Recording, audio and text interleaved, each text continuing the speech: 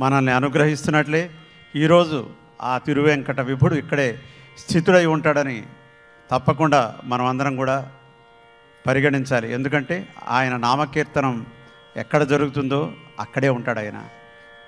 ఎంతో గొప్పగా కలిసంతరణ ఉపనిషత్తులో నారదుడితో శ్రీ మహావిష్ణువు చెప్పాడు, నాహం వసామి వైకుంఠి నయోగి హృదయే రవో మద్భక్త ఎత్ర గాయంతి తత్ర తిష్టామి నారద అన్నాడు ఆయన. నేను వైకుంఠంలో కూర్చోను, యోగుల హృదయాల్లో ఉండను, నా భక్తులు నా నామకీర్తనం ఎక్కడ చేస్తారో అక్కడే నేను ఉంటాను అని చెప్పాడు ఆయన. అంత గొప్పగా శ్రీమన్నారాయణుడే చెప్తే దానికి తార్కాణం మనం మాట్లాడుకున్న మాటలే. ఆయన ఇక్కడే కూర్చొని ఆస్వాదిస్తుంటాడు ఈ మనోజ్ఞమైన గానాన్ని. తరువాతి సంకీర్తన బ్రహ్మ కడిగిన పాదము, బ్రహ్మము తానే నీ పాదము. బ్రహ్మ ఎప్పుడు కడిగాడు శ్రీవిభుడి పాదాన్ని? ఆయన వామనుడిగా త్రివిక్రమ స్ఫూర్తి చూపించినప్పుడు. వామనుడు ఎంతో గొప్పగా పెరిగిపోయాడు ఆయన. వామనుడు బలిచక్రవర్తి దగ్గర దానం తీసుకుని మనకెంతో గొప్పగా పోతనామాచ్యుడు రాశాడు ఆయన. ఇంతింతై వటుడింతై మరియు తానింతై నభో వీధిపైనంతై తోయద మండలాగ్రమణ కల్లంతై ప్రభారాశి పైనంతై చంద్రుని కంతయ్యై ధ్రువుని పైనంతై మహర్వాటి పైనంతై సత్య పదోన్నతుండగుచు బ్రహ్మాండాంత సంవర్ధి అయి అంటాడు పోతనామాచ్యుడు.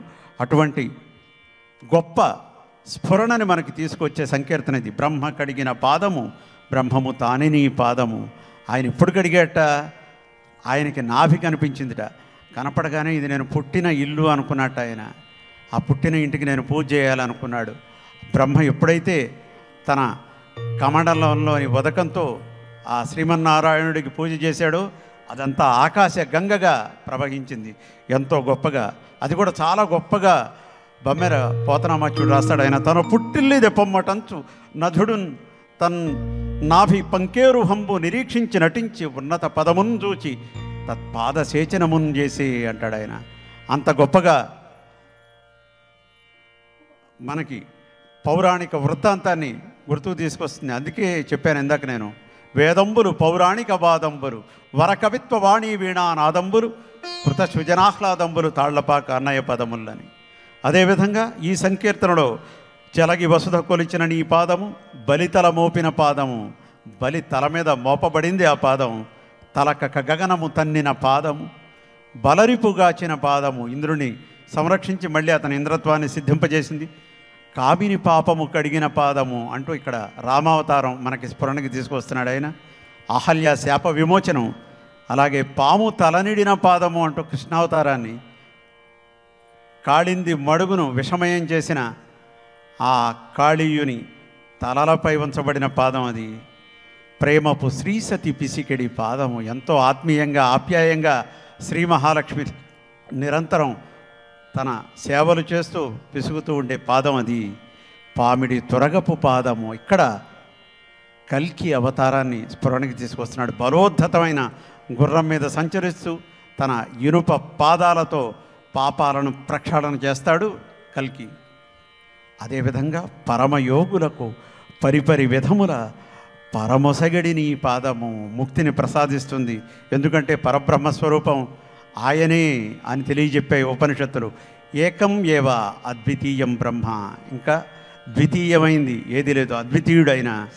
అదే విషయాన్ని మనకి శంకర భగవత్పాదులు మళ్ళీ వివేక చూడమణిలో తెలియజెప్పారు. అంత గొప్పగా ఆ పరాన్ని ప్రసాదించే ఆ పాదం ఎక్కడుంది? తిరువెంకటగిరి తిరమని చూపిన పరమపదము నీ పాదము. ఆ తిరువెంకటగిరుల్లో శ్రీనివాసునిగా స్థితుడై ఉన్నాడు ఆయన.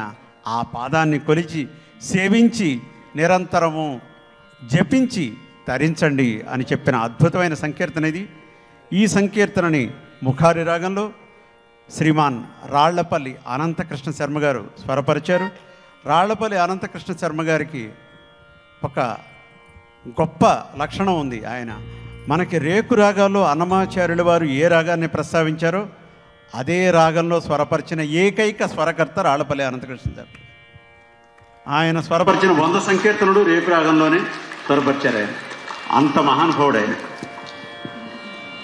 అంత గొప్పగా స్వరపరచబడిన ఆ సంకీర్తనని మనందరం ఈరోజు ఇక్కడ ప్రస్తుతించుకుని ప్రస్తావించుకుని గానం చేసుకునే భాగ్యాన్ని పొందుతున్నాం. పాద దర్శనం పాపనాశనం. అదేవిధంగా పాదానికి సంబంధించిన ఈ సంకీర్తన గానం వింటే కూడా పాపనాశనం తప్పకుండా జరుగుతుంది. మనందరం ఈ బ్రహ్మ కడిగిన పాదాన్ని ఒక్కసారి మనసారా తలుచుకుని ఆ పరబ్రహ్మ స్వరూపాన్ని మన మనసులో ప్రతిష్ఠించుకుందాం.